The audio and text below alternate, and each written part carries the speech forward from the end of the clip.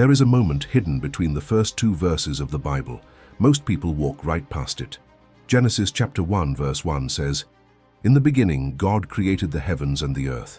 The very next verse says, "The earth was formless and void, and darkness was over the face of the deep, and the Spirit of God was hovering over the waters." But here is what the Bible does not say. Where the throne room was, where the angels were, where the watchers were, where the worship had been going on for a length of time the Bible never measures. The Hebrew language of those opening verses is strange in a way most translations smooth over. The phrase translated as, "the earth was formless," and void is the Hebrew tohu vavohu.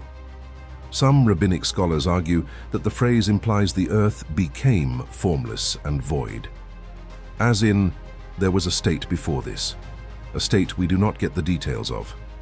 Something happened in the gap between verse 1 and verse 2, and there is a kingdom that already existed.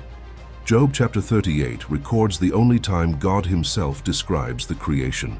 God speaks out of a whirlwind to a man named Job and says, "Where were you when I laid the earth's foundation, when the morning stars sang together, when all the angels shouted for joy?" The morning stars sang. The angels were already there, watching, singing, cheering. They had a front row seat to the creation of the physical universe, which means they were created before the physical universe. Where did they live? The throne room. Isaiah saw it. He wrote it down. "I saw the Lord, high and exalted, seated on a throne, and the train of his robe filled the temple. Above him were seraphim, each with 6 wings.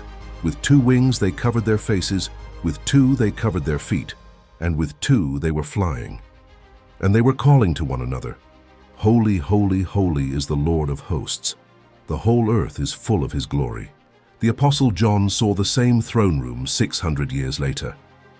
Revelation chapter 4. A throne, someone sitting on it, 24 elders around it, 4 living creatures full of eyes covering every angle, day and night never stopping in their worship. The throne room is dimensional, it is structured, it has positions, it has hierarchy. It is described in the same language across both testaments, by men separated by 6 centuries, as if both of them were looking at the same place. That place existed before the earth did, and inside that place, something extraordinary had already happened before the Bible's first chapter even begins. Lucifer. The Hebrew name is Hellel, shining one, light bearer. The Latin translation is Lucifer. He was, according to Ezekiel chapter 28, the seal of perfection, full of wisdom, perfect in beauty. He was anointed as a guardian cherub. He walked among the stones of fire. He was the worship leader of heaven. Then pride entered his heart. Isaiah chapter 14 records the 5 sentences that broke him. "I will ascend to the heavens. I will raise my throne above the stars of God. I will sit enthroned on the mount of assembly. I will ascend above the tops of the clouds. I will make myself like the Most High." 5 I wills, each one a claim against the throne. Revelation 12 records what happened next. A war broke out in heaven. Michael and his angels fought against the dragon. The dragon and his angels fought back. They were not strong enough. They lost their place in heaven. 1/3 of the angels went with him.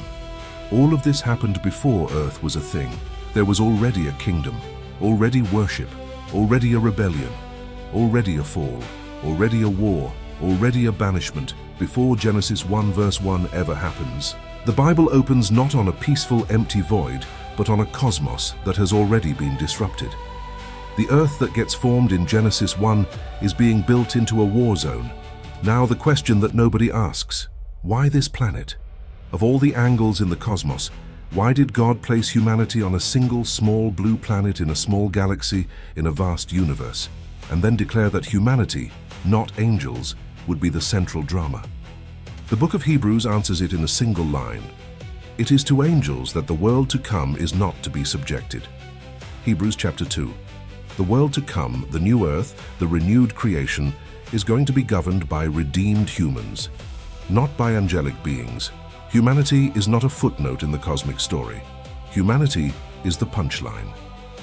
And Lucifer, who became Satan, has known this since before the dirt of Eden was formed, which is why the war started against Adam and Eve the moment they were created.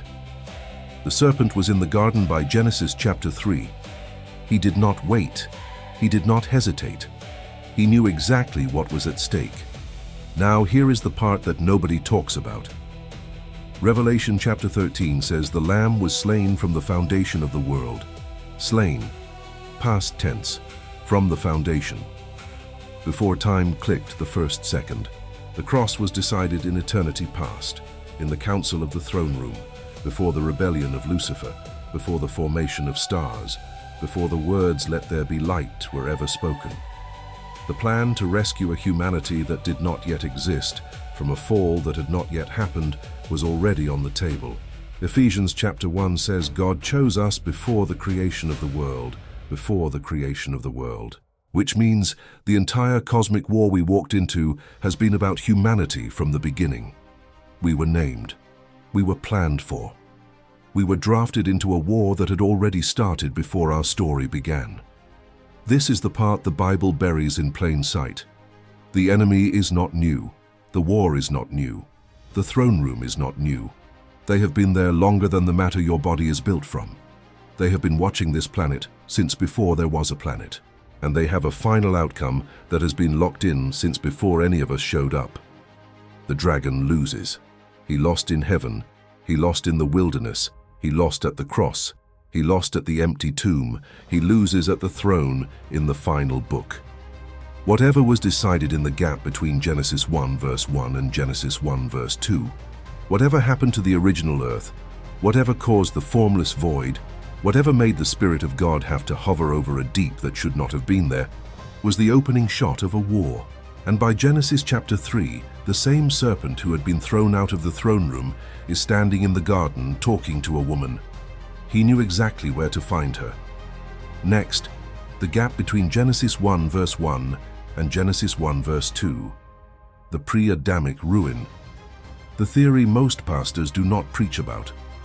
What if the dinosaurs, the ice ages, and the bone records of pre-human Earth all belong to a chapter the Bible names but does not describe?